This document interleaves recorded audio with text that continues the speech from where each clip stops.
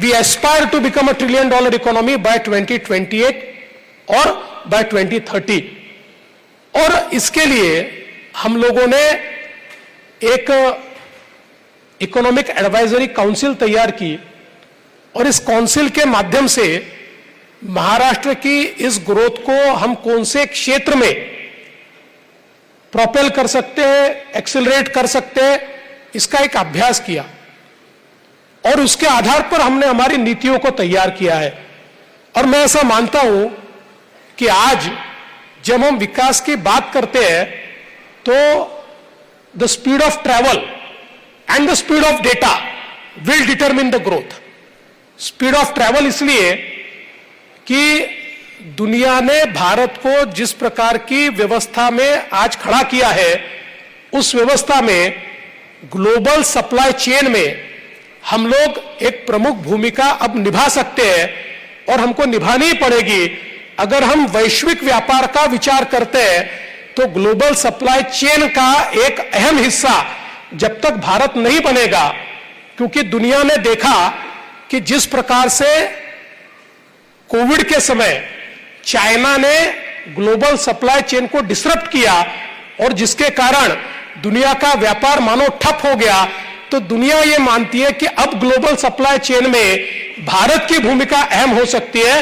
और इसलिए speed of travel, cost of travel, फिर वो व्यक्तियों की हो या गुड्स की हो, ये दोनों चीजें बहुत महत्वपूर्ण है। लॉजिस्टिक्स बहुत महत्वपूर्ण है और उसी दृष्टि से हम लोगों ने महाराष्ट्र में लॉजिस्टिक्स का विचार करते हुए 360 डिग्री में विचार किया है।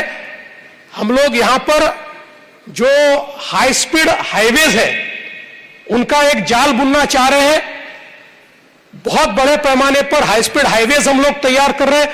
नागपुर मुंबई समृद्धि हाईवे जो हमने तैयार किया, 700 किलोमीटर का ग्रीनफील्ड रोड मात्र 5 सालों में हमने बनाया, जो 16 हमारे डिस्ट्रिक्ट को सीधा जेएनपीटी पोर्ट से जोड़ता है। तो 16 हमारे डिस्ट्रिक्ट आज ऐसे हैं कि जो सीधे पोर्ट लेड डेवलपमेंट के साथ जुड़ रहे हैं और मैं ऐसा मानता हूं इससे एक सप्लाई चेन को बड़ी ताकत मिल रही है। चाहे वो हमारे रोड्स हो, चाहे हमारे पोर्ट्स हो या फिर हमारे एयरपोर्ट्स हो। और मुझे ये बताते हुए खुशी होती है कि अभी अभी हमारे प्रधानमंत्री जी ने भारत को और महाराष्ट्र को दुनिया की मैरीटाइम ताकत बनाने के लिए एक बहुत महत्वपूर्ण निर्णय लिया। आज हमारे भारत का जो कंटेनर ट्रैफिक है, 60% कंटेनर ट्रैफिक ये मुंबई का जेएनपीटी पोर्ट हैंडल करता है। अभी हमने एक नया पोर्ट तैयार करने का फैसला किया जिसके काम की शुरुआत हम लोग कर रहे हैं। ये वाडवंड पोर्ट है। ये पोर्ट जेएनपीटी पोर्ट से 3 टाइम्स बड़ा, 3 गुना बड़ा पोर्ट है और 10 किलोमीटर तक 20 मीटर डीप ड्राफ्ट का ये पोर्ट है। दुनिया का सबसे बड़ा जहाज भी इस पोर्ट पर आ सकता है।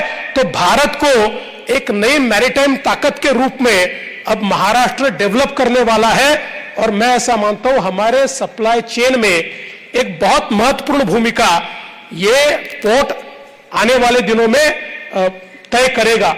आज हम देख सकते हैं जिस प्रकार से इंफ्रास्ट्रक्चर का पुश हमारी सरकार ने दिया है, विशेष रूप से मोदी जी की सरकार देश में आने के बाद और बीजेपी की सरकार महाराष्ट्र में आने के बाद 2014 के बाद जिस प्रकार से हमने इंफ्रास्ट्रक्चर के सेक्टर को बदला है।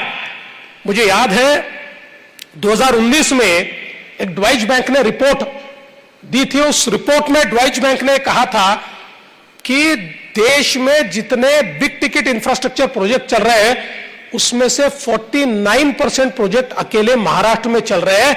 इतने बड़े पैमाने पर इंफ्रास्ट्रक्चर का पुश आज महाराष्ट्र में हम लोग देख रहे हैं।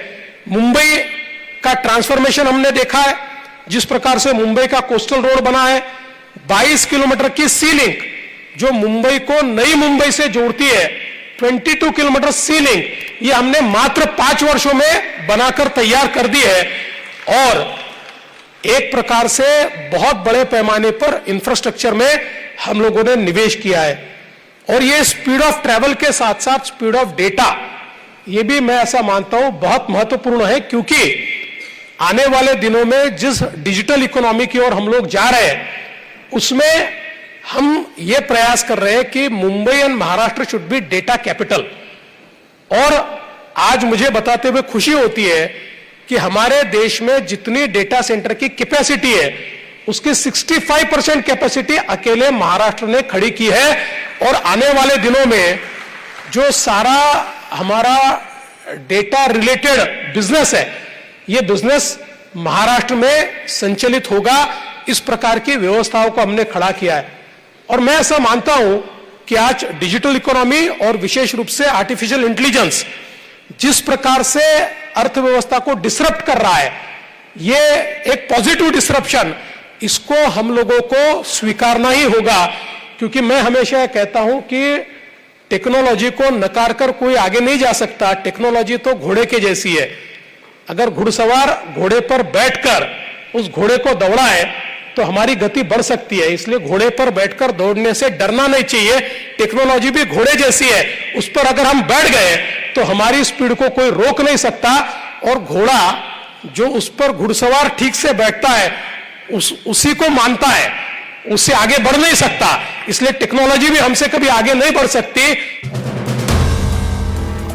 If you like the video, do like, comment, share and subscribe.